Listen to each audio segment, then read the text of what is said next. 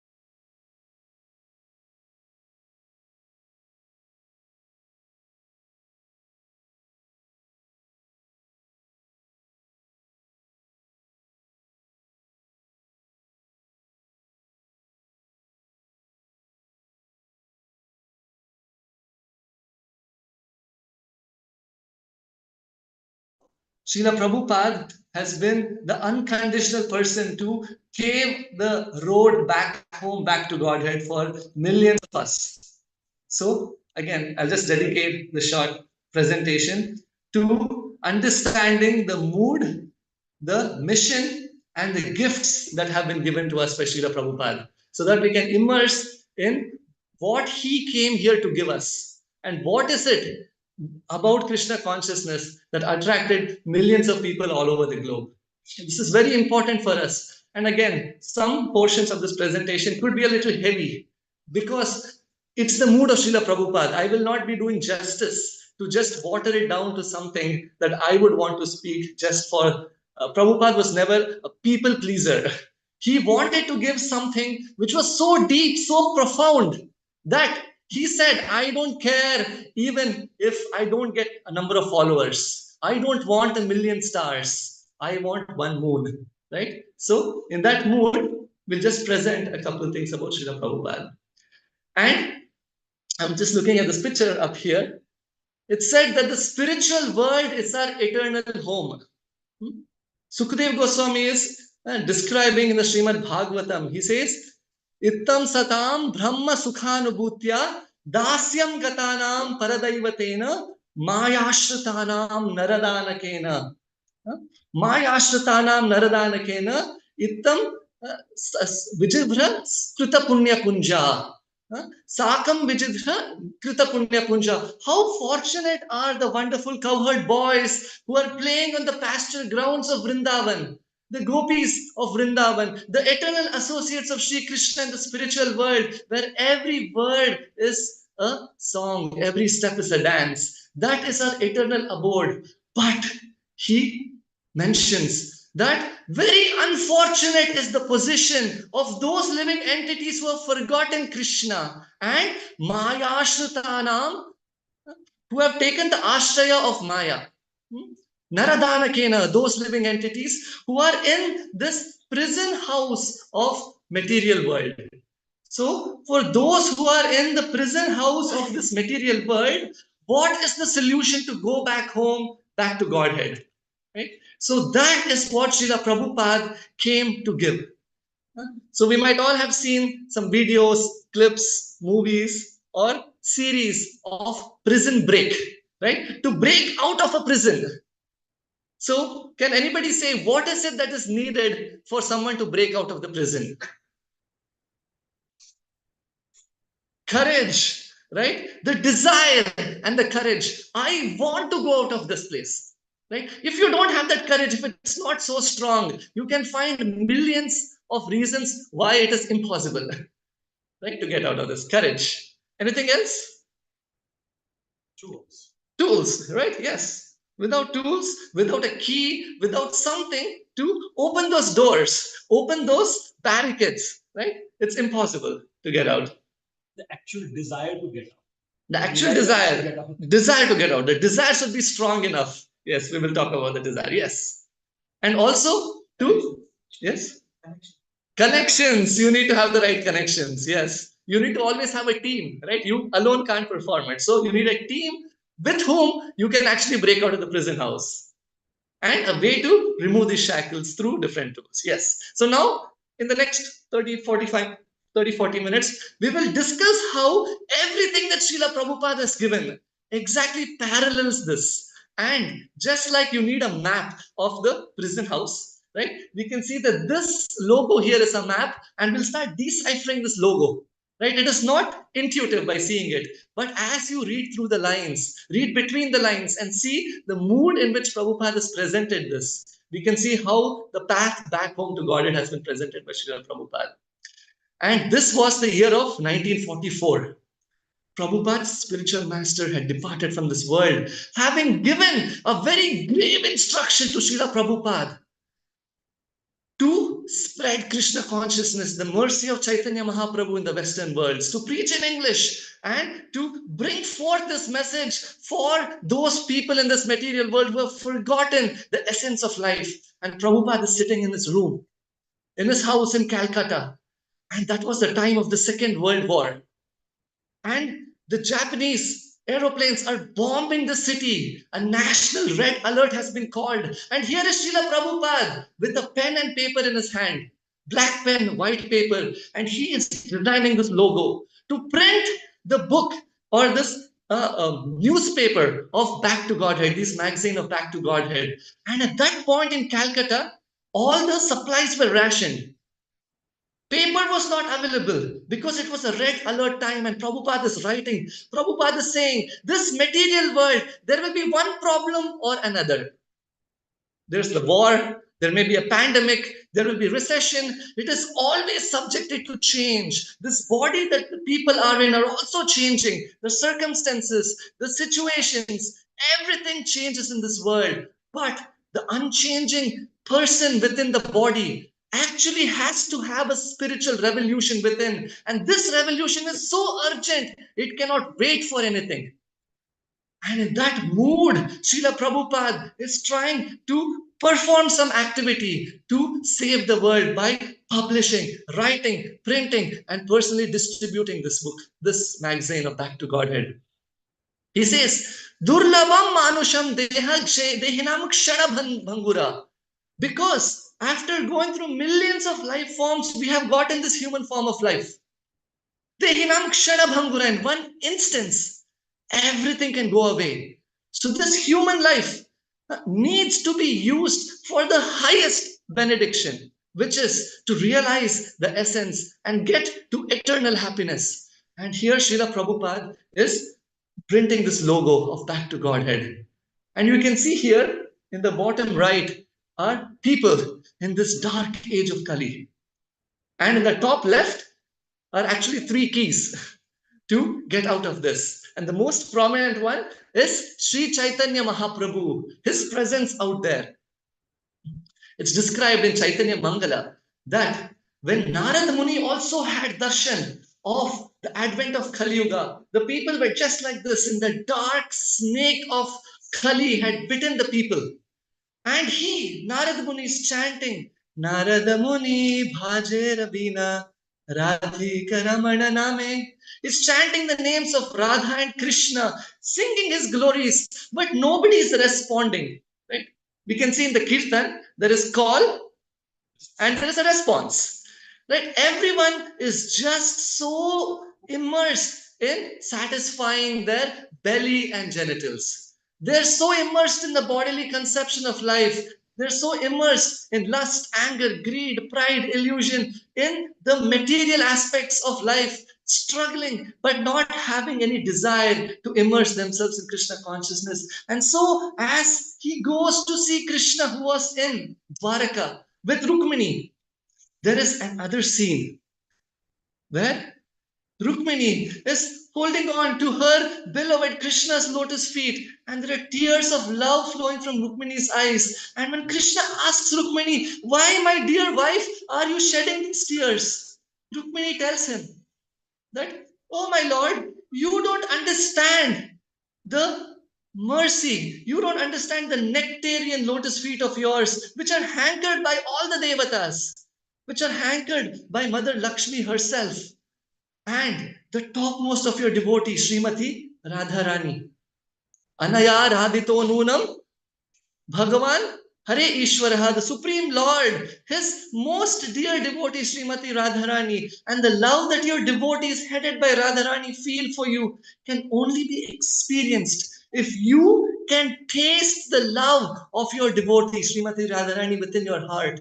And when Krishna hears this, he is so enamored by this that he tells Rukmini, please continue to speak, O Devi.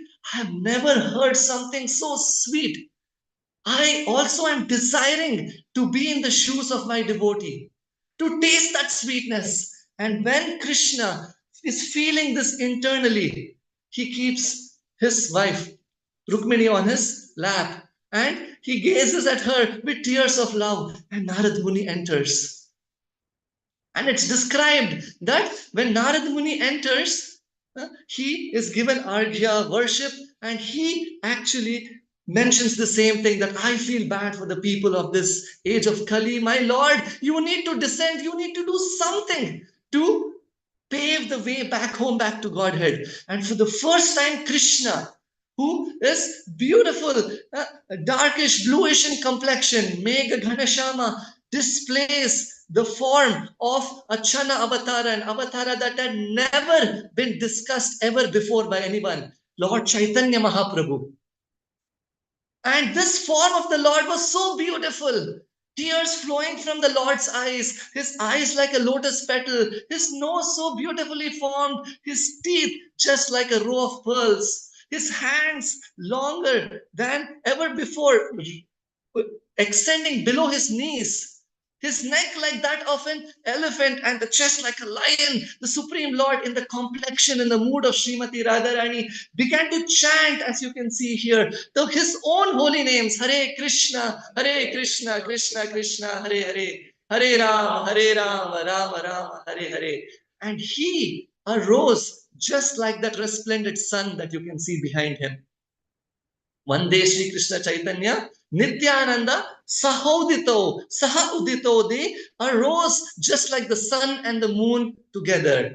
And with them, they brought the most amazing Srimad Bhagavatam, which had just been composed by Veda Vyasa. And with their other hands, they brought the chanting of this holy name of the Lord.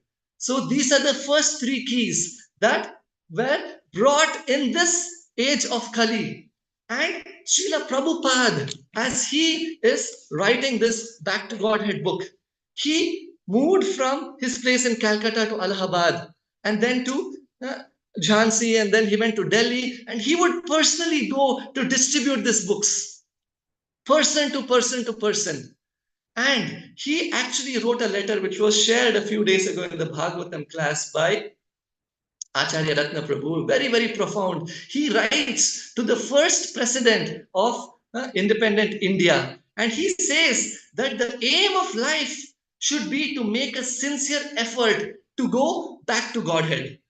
But contrary to this, the tendency is to go back to hell, or in the cycle of evolutionary animal life, as it is described in the 16th chapter of Bhagavad Gita.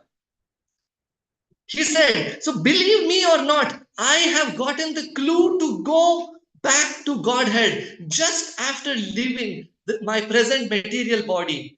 And in order to take along with me all my contemporary men and women of this world, I have started my paper Back to Godhead as one of the means to the way.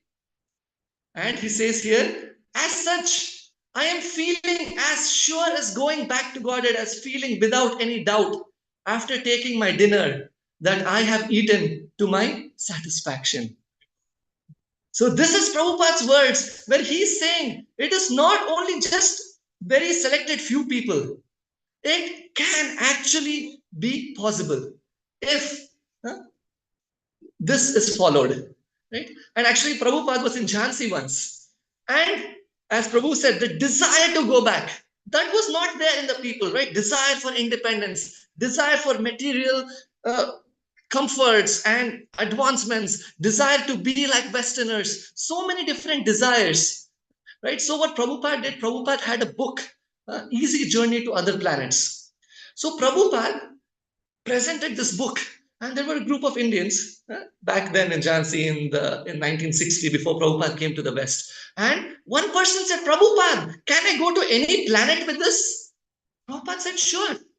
But this can take you the highest planet, which is Goloka Vrindavan. He said, wonderful, Prabhupada, I will take this book. But after I go there, I want to make sure this is a return trip, right?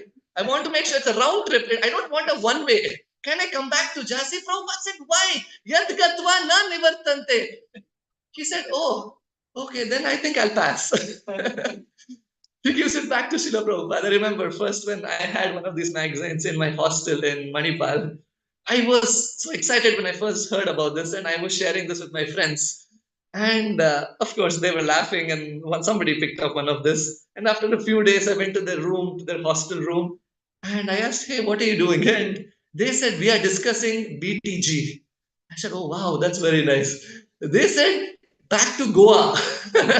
We had gone to Goa last summer. We're discussing how to go back to Goa, back to Greece, right? We have different desires. And so Srila Prabhupada, actually, it's described that Prabhupada's conviction was so deep. Allen Ginsberg, who was the father of LSD, he was so popular back in the day during Prabhupada's time. And he had many followers, and Prabhupada had different programs with him, trying to get people to chant Hare Krishna. And he mentioned, I don't agree with so many things that Swamiji says. But he said, in his presence, I am forced to agree to everything he's saying. Because Prabhupada's presence and his gravity and his conviction was so deep. And Prabhupada would say, what is preaching? Prabhupada said, this is preaching. It's the battle of convictions. There is one person who is convinced that material benefit, material desires, and being rooted in this and material advancement is what will actually make me happy. If your conviction is not deep enough to say, no, Krishna is the source of your happiness, then that person isn't convinced. It is a transfer of this conviction. And in Prabhupada, it was so grave that when Prabhupada's disciples, there was one young girl who came to the class, and Prabhupada had a very thick Bengali accent. And she came with her friend, and they could not understand anything. And some friend said, I think Prashadam is upstairs.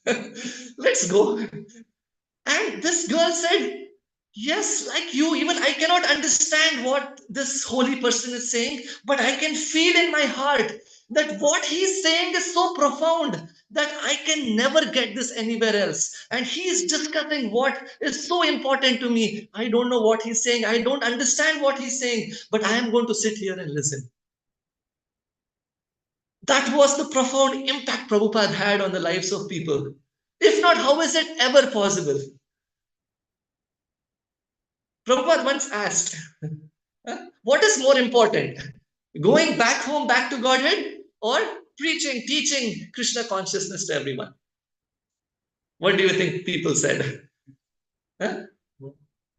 Going back to Godhead or preaching Krishna consciousness? Prabhupada said, if you're preaching and teaching, you're already back in Godhead. So he said, both are equally important. Both happen parallelly. So this was Prabhupada's great desire to give Krishna. And the son of Chaitanya Mahaprabhu's mercy, the son of Srimad Bhagavatam, Purana Arkaha, Dunoditaha, Adunaha Uditaha, has just arisen after Krishna has departed, the son of all the Puranas, Srimad Bhagavat Purana. And it is described that this sun is so effulgent, so bright. It acts in two different ways to two kinds of people. For one who engages one's mind, one's senses, and one's desires in only material things. For that person, it is said that Ayur Harati Vaipumsam Udyanascha Uchayam Asau Ayur Harati by Pumsam Udyan Astav. With every rising of the sun and setting, Surya Udaya, Surya Asta, that person goes one step closer to death.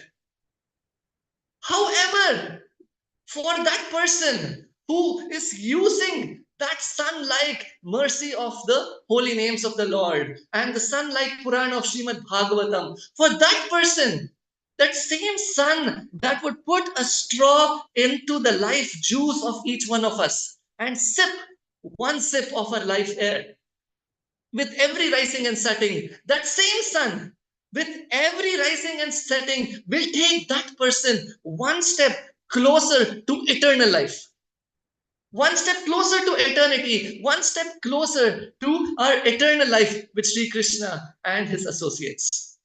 And that's why Bilva Mangal Thakur is crying out. He's saying that Vyaktim samarthum apina vyakti kaschid. Aho jananam vyasanabimukyam jihva pibasva amritametadeva govinda damodara madhaveti. He's saying that vaktum samarthum. He's saying that you have been a snake before and you only could hiss with your tongue. You have been a lion, and with your tongue you could communicate with the person, with another lioness, another lion. You have been a demigod and you've been speaking about so many things to control this world. But now, in this human form of life, you have gotten a tongue to chant Hare Krishna, Krishna Krishna, Hare Hare, Hare Ram, Ram Ram, Hare Hare. Still, aho jananam, oh no, what misfortune. The people of this world are still using their tongue to speak mundane topics, but are not using it to get out of the cycle of birth and death. Jihva pibasva. Please drink with this tongue the most amazing nectar of Sri Krishna. Govinda Damodara Madhaveti, Govinda Damodara Madhaveti. Hey Krishna, hey Yadava, hey Sakethi. And this is the spiritual world. He says you don't have to give up your day-to-day activities. The gopis of Vrindavan, they would make beautiful butter and ghee and sweetmeats, and they would go to sell this. However, their hearts were completely flooded with love for Krishna. Vikrinu kama khila gopakanya Mukunda Padarpita Chitta Vritti. They have given Mukunda Pada Arpita to the lotus feet of Mukunda, Chitta, their consciousness. And that's why Prabhupada wanted this to be the International Society for Krishna Consciousness. He said, Swayam Bhagavan Keshav Maharaj describes that it progresses from Krishna identity, right? We are going around and then we meet the devotees and we get some attraction. We like the prasadam, we like something. And then we identify, yes, I have gone to the Hare Krishna temple. I like those people. I like those friends there. And at some point we may have an identity also, right? That I feel like a part of this group. And then gradually it progresses to Krishna activity. Like the devotee says, oh Prabhuji, Mataji, some service, please. Can you do some service? Right? And we perform some services with the devotees. But then it progresses to Krishna mentality. Then you see everything from the eyes of the Lord, eyes of the pure devotees. You see everything in utilization to Sri Krishna. Utility is the principle. So these gopis of Vrindavan, they're so enamored in love that they are singing that Dadyadikam Mohavashad Avochan. Dadyadikam. Instead of saying, oh curd, oh yogurt, oh milk, they're only chanting the names of Krishna, completely immersed. So Srila Prabhupada one time asked, actually somebody asked Prabhupada, Prabhupada, what is ISKCON? Prabhupada said ISKCON is a 6-word acronym. Is it 6 or is it 5? International Society for Krishna Consciousness, 5. Prabhupada said it's a 6-letter, 6-word acronym. He said Krishna consciousness means chant Hare Krishna and spread Hare Krishna. So that was Prabhupada's mood, right? The same mood of Lord Chaitanya Mahaprabhu. And it's described that when Srila Prabhupada, he was on the streets of Delhi. He would go tea stall to tea stall trying to distribute these books. And sometimes he would get a heat stroke in that heat of Delhi and he would even fall unconscious. Nobody would be there to wake him up or to just revive him. But he would later get up himself and he would continue this mission. Sometimes he would be gored by a bull. And Prabhupada says, at that point, I was thinking, what will ever happen to this? But he continued to persevere. And he finally came to Boston Harbor. It's a long story. And there's a beautiful video here. We can watch it for a few minutes before we understand the mood of Srila Prabhupada further.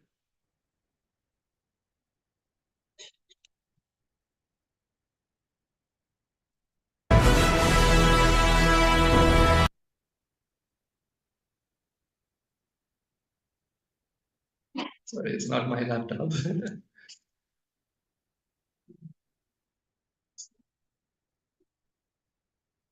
Oh, yes.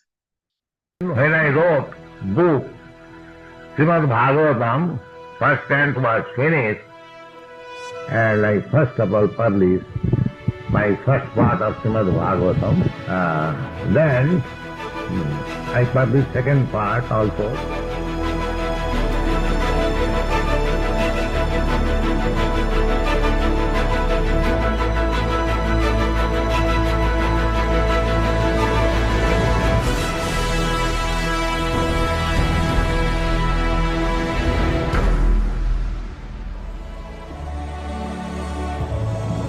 So after publishing three parts, then automatically Guru Maharaj gave me indication that now you can start forever.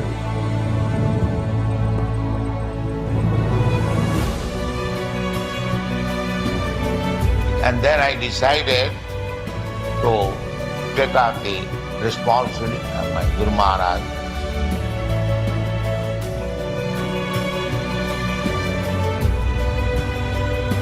The dream was, I must come here. The dream was that Krishna, in his many forms,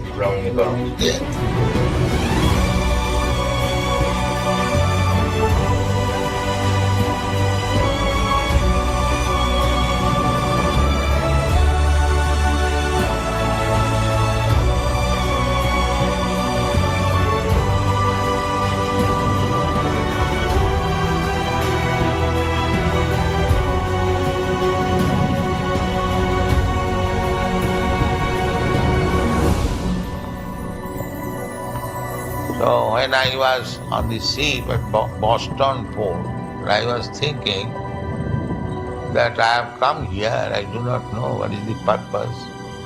I was not very much hopeful because it is very difficult task. Anyway, let me try.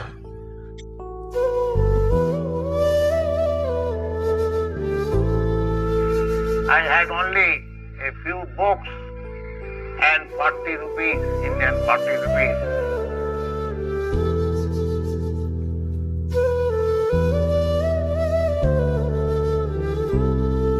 And I was maintaining myself by selling these books for 1 year. There was no friend. I was living in an apartment with great difficulty. Still, I did not know how to pay next month's rent. The whole stock and my chai water, my table cloth, everything was stolen.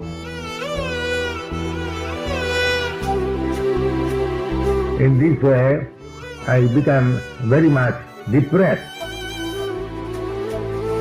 And I was going to the shipping company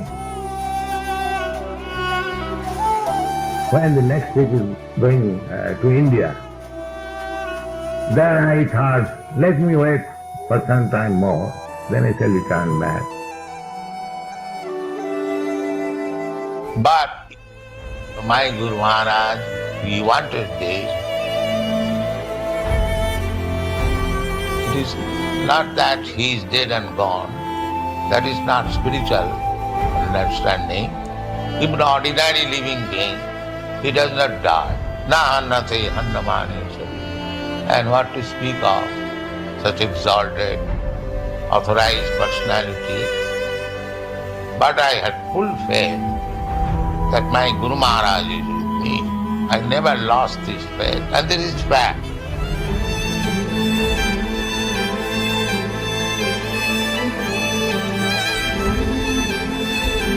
I never feel that I am alone.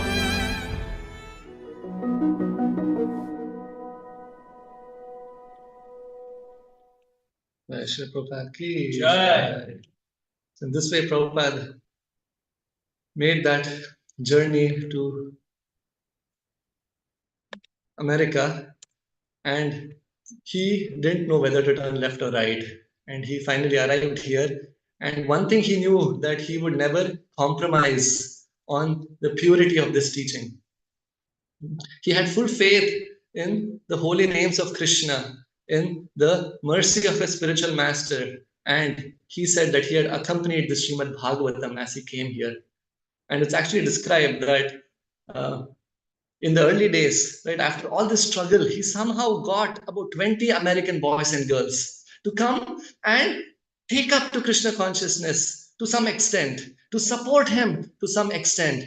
However, their wrong conceptions of spirituality, that is also widely prevalent in people all over the world, including Indians, right?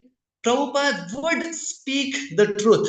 He would call spade a spade, to the point where he would lose most of them. They would say, no, Prabhupada, this is not right.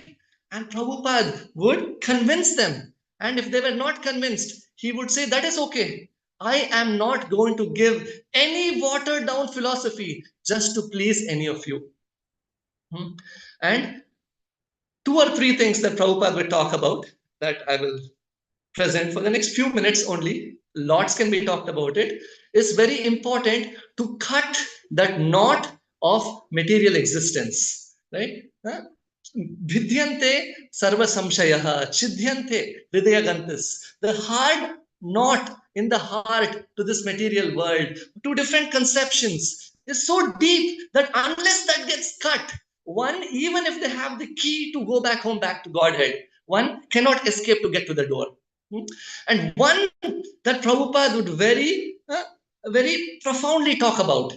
And I remember just before coming to America, probably a couple months before, I was in Vrindavan and I was taking the train back to Bangalore, and I had a severe stomach pain. And I just reached home and the stomach pain increased so much. I had to rush to the hospital. My parents took me, and the doctor was not there. And there was only some doctor intern who was there. And I said, my stomach is hurting. And he kind of touched my stomach and he said, appendicitis. The appendix has to be removed. I said, do whatever you want. I need to be alleviated of this pain. But he said, I am not professionally trained. I said, it doesn't matter. It is hurting so bad. So although Prabhupada has the purity to speak what he's speaking, right? I am not even that intern doctor. However, to relieve that pain, truth has to be spoken. So don't shoot the messenger, right? It is what is needed. It is the right medicine, right? And what Srila Prabhupada, one of the 3 things that Prabhupada said was that Krishna is a person. Krishna is not some mythological character. Krishna is not a symbolic character. Krishna is not just a hero. He is the supreme personality of Godhead. He is the summum bonum, Godhead. He is the source of the material spiritual worlds. He is the source of all the devatas and the spirit souls. He is the source of Brahman. He is the source of the Paramatma aspect. He is the supreme absolute Godhead. And I can quote many, many verses. Prabhupada can quote, the Shastras describe this. And he wanted everybody to have a relationship with Krishna as a person. And Dr. Radhakrishnan had a commentary of the Bhagavad Gita where he had mentioned, when Krishna says, Man mana bhava mad bhakto madhyaji mam namaskuru, surrender unto me, think of me, worship me. He had commented that this is not Krishna, But the force within Krishna, the light within Krishna, the Brahman within Krishna that you have to surrender to. And when Bhakta Keet, one of Srila Prabhupada's very prominent early disciples who became Kirtanananda Maharaj later, he said, yes, Prabhupada, I think he's right. Just like we all have soul within the body, even within Krishna, that person, that thing, that light. And Prabhupada, whose bodily complexion was goldenish in color, was turning red. Prabhupada said, are you finished? He said, no, no, no. Shankaracharya says this, and Buddha says this, and this town Chinese literature says this. Prabhupada was breathing heavily. And everybody there was waiting, what's going to happen? And Prabhupada said, are you finished? He said, no, no, no. And he went on, and finally he finished. And then Prabhupada, like a lion, he roared and he said, don't you know Krishna is the Supreme Personality of Godhead, and he on the battlefield of Kurukshetra is speaking, surrender unto me, the person Krishna. And Prabhupada just, and many others were feeling a little bewildered. Sadhu should be very quiet. Om Shanti. How can he be angry? Right? But a devotee of the Lord, right? When he sees that the Lord is being blasphemed, avajananti mam mudha, manushim tanumashritah. This is Krishna who's saying, avajananti, one who derides the Lord, that his form is mundane. It's a material form. He took birth, he died. No, Krishna comes in his own Satchidananda form. Divya, everything about Krishna is transcendental. One boy actually stood up, and like Prabhupada is sitting here and the deities of Radha Krishna are there in front, and he stood up and he said, how can you tell that, Swamiji? Have you seen the Supreme Lord's form? Prabhupada said, I can see it clearly, but you are standing and covering that form. You sit down and I can see the Lord in front of me. So Prabhupada had such conviction. It's actually, and Prabhupada actually conveys this in every page, every sentence of his books. If you had a book written by Warren Buffett, right? And if he had described the different ways to invest, options, futures, derivatives, different markets, funds, but you don't know where to invest because he's given so much theory. But in the center of the book, if he has written, invest in this fund, Berkshire fund or whatever, and you'll be good. We will shield you from any market downhill, and we will give you only the profits and it will go up so high. You would want to get to the gist of what he's saying. So Krishna says in the Bhagavad Gita that become my devotee. Bhaktya mam abhijanati. A devotee can understand me. Now become my devotee. Mattha parataram na anyat. There is nothing or nobody greater than me. Aham bija pradapita. I am the seed-giving father. He's saying that aham sarvasva prabhavo matta sarva pravartate. Bhoktaram yagna tapasam sarvaloka maheshwaram. It is me. And in every page of the Bhagavad Gita, there are tears from Krishna inviting us to rejoin his eternal pastimes. And that is what Srila Prabhupada has written in every page of his books, the essence of bhakti. There was one lady girl in India, in Mumbai, and she had written a thesis. For a PhD thesis, she had studied 4 years on atheism, Nirvisheshvad. And she had written, and finally she was supposed to submit it, get her PhD. She was almost proofreading it, and one devotee tapped her shoulder and gave her Bhagavad Gita as it is. And she said, okay, another spiritual book, maybe I can get something out of this to add to the thesis. She made a big mistake. She started reading line after line, paragraph after paragraph, page after page, chapter 1, chapter 2, chapter 3. And she became self-realized. And she held her thesis on her left hand and a lighter on her right hand. And there was a divine transcendental reunion. And it was burned to ashes. And that night she finished reading the Bhagavad Gita.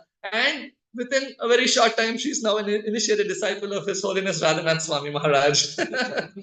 So this is the power of Srila Prabhupada's books. Some Vedantists would come and said, Prabhupada, there is no Krishna in this verse, but you have written Krishna. And Prabhupada said, okay, where else? And in this book, in this verse, in this chapter, no Krishna, you've written Krishna. Here, no Krishna, you've written Krishna. No Krishna, Krishna. And the disciples were waiting. Prabhupada would pounce like a lion and destroy their ignorance. And Prabhupada didn't say anything. After 2 hours, they left. They said, Prabhupada, why? We were waiting for this.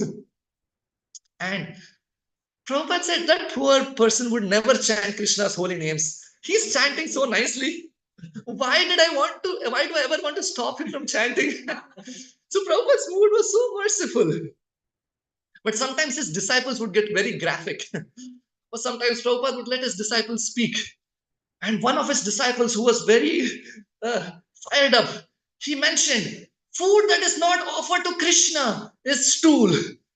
And all the organizers, they were shocked. They were like, what is this person saying? A very young, inexperienced American boy.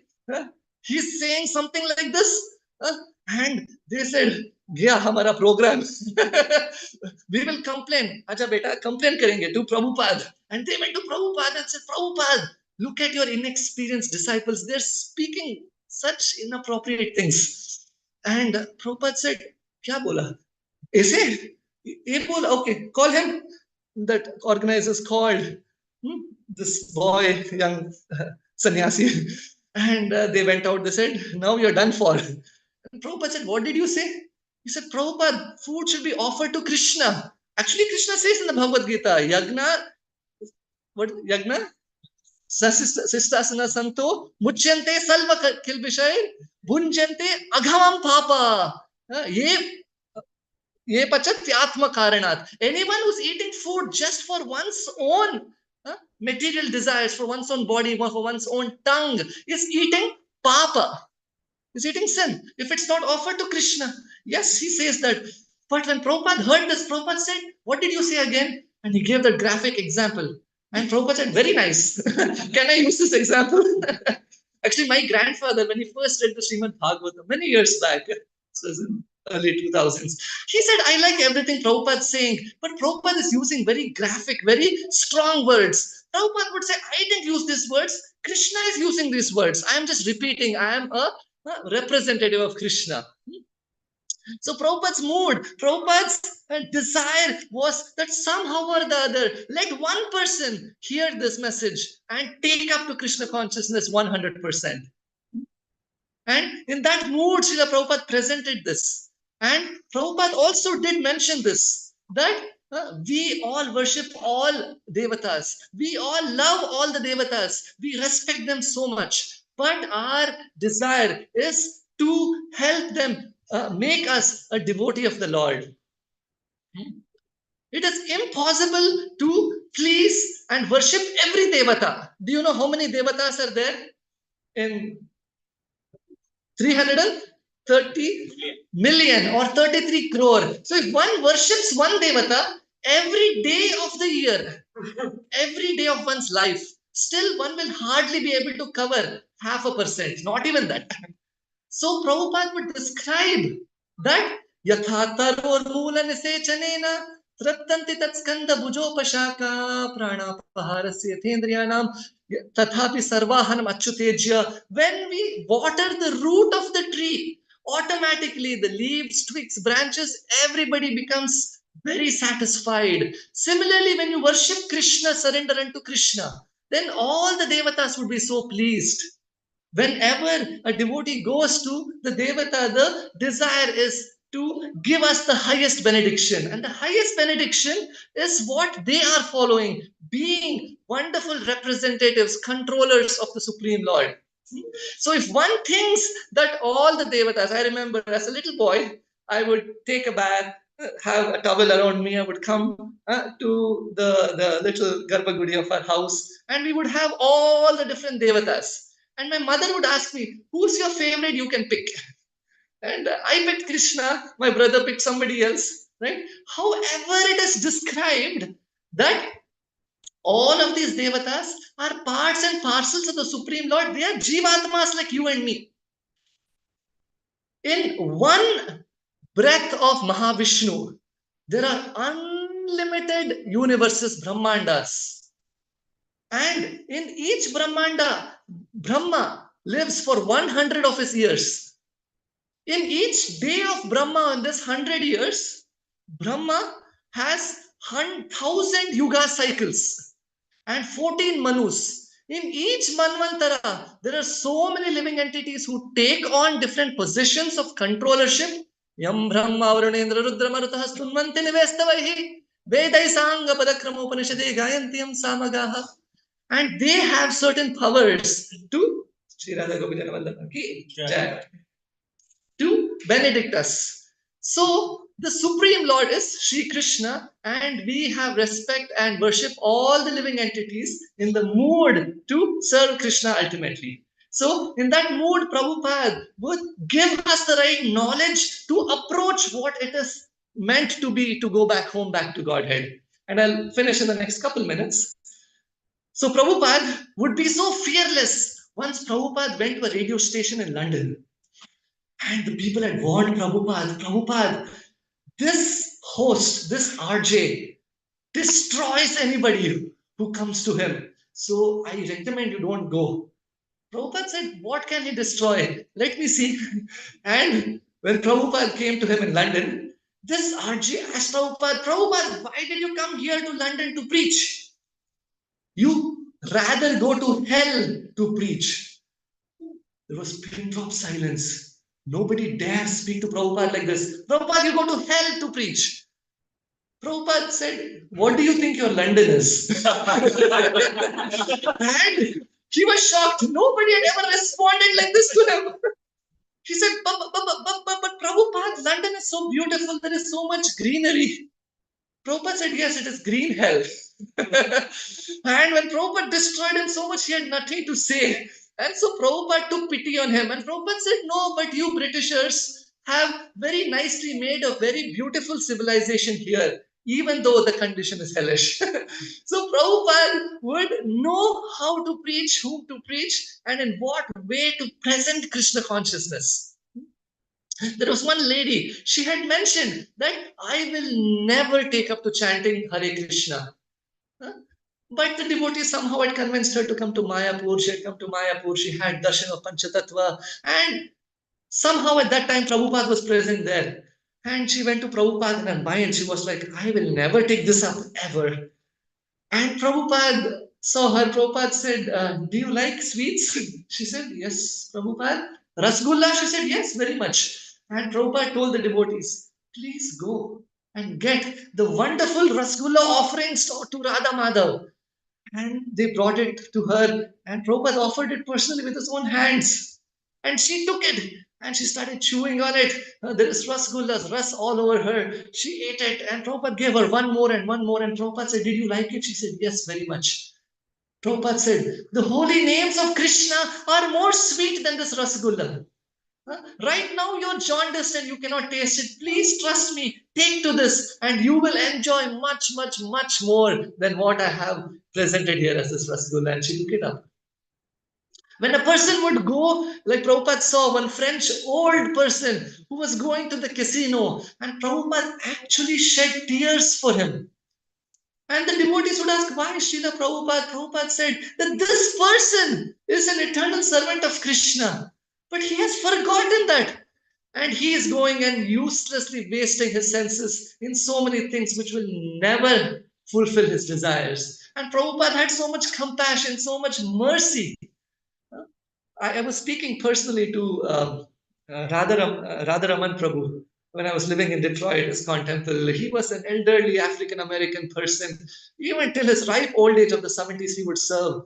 And he mentioned the same prasadam room that is there today in Detroit. He said, I saw Srila Prabhupada. He actually walked through the same doors and he was so effulgent. There was something about him. When anybody would see him, they would all get the desire. He had something I have been looking for millions of lifetimes, and I want it. I want to taste that. And that was what Prabhupada personified. So much can be spoken about Srila Prabhupada, but just the fact that Srila Prabhupada gave us this out of his costless mercy, he gave his wonderful disciples. Actually, when Prabhupada was present on his planet personally, not many knew what his presence, his gravity was. Sometimes, like I am speaking, Prabhupada would speak, empty hall, not one person. But somehow that was recorded and then it was published as Gita Sar. But similarly, Prabhupada's disciples are amazing and they are personifying Prabhupada's mood. One can only realize this once they have departed from this world. But we are still fortunate. This decade is a decade of tears. We are losing them one after another. Prabhupada would have a globe, and Prabhupada would rotate the globe and stop. Prabhupada would say, Brahmananda. He rotated again, he would say, Tamal Krishna, Bhakti Charu, Radhanag. Right? And when devotee asked, what is this, Prabhupada? Prabhupada said, these are all my moons. They are actually conquering the world by giving people the real light of how to go back home and make their life successful. And many of them have departed, and some of them are still present. And they are the jewels of our movement. And whatever mercy that we can receive from Prabhupada, we can receive through them, through these books, and through this chanting of the holy names. Hare Krishna, Krishna Krishna, Hare Hare, Hare Rama, Rama Rama, Hare Hare. So again, since it is the wonderful week where the devotees are hearing, chanting, and describing Prabhupada's glories, just wanted to dedicate this to Prabhupada's mood and mission so that we can also derive some benefit by trying to be absorbed in this and also make our life successful. Hare Krishna. Srila Prabhupada ki jai. Srimad Bhagavatam Chaitanya Charitamrita Bhagavad Gita ki jai. Hita Gaur Premanande. Hari Bol. Prabhupada ki jai. Thank you very much, Prabhuji, for a wonderful class. I think we should have a few minutes for questions if anyone has any looking for any more clarification, any questions, comments. Prabhuji is here to help with these answers. Anyone has any questions?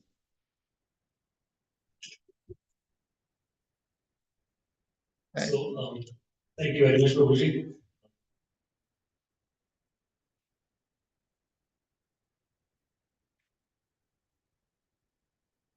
And I also here is a beautiful dress, the Radha Rani's the dress.